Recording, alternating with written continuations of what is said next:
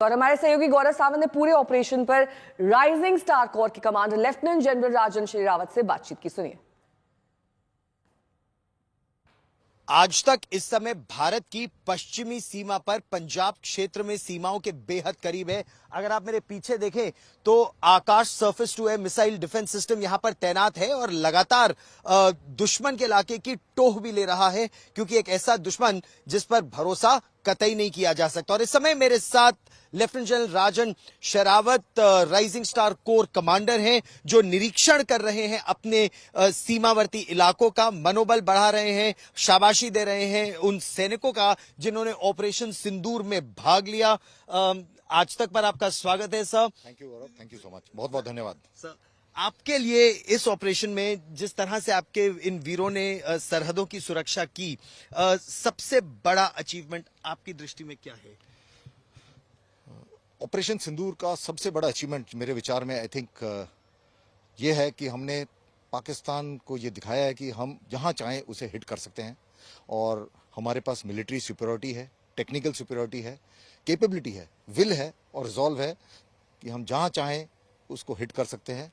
और इस ऑपरेशन सिंदूर के अंदर में हमने 9 चुनिंदा टेरर इंफ्रास्ट्रक्चर वाले जो टारगेट हैं उनको चुना और इन 9 टारगेट में से 7 टारगेट ऐसे हैं जो कि भारतीय सेना ने टारगेट किए और इस 7 में से भी 2 ऐसे टारगेट हैं जो पाकिस्तान पंजाब के अंदर में राइजिंग स्टार कोर के सामने वाले इलाके में टारगेट किए गए।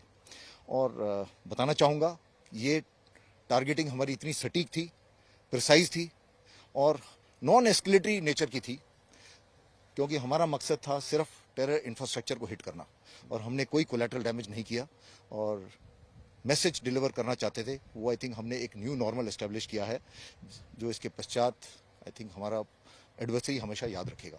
बिल्कुल, एक न्यू नॉर्मल की आतंक किया तो सजा मिलेगी।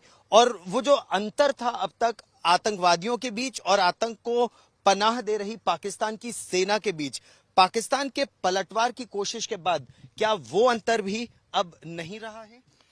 आई थिंक वो सबको जाहिर हो गया है ये बात, क्योंकि हमारा शुरू से, जैसे मैंने बताया, हमारा कोई मकसद नहीं था पाकिस्तान आर्मी को हिट करने का। हमारा मकसद सिर्फ टेरर इंफ्रास्ट्रक्चर को हिट करने का था, जो कि हमने 9 स्ट्राइक से किया।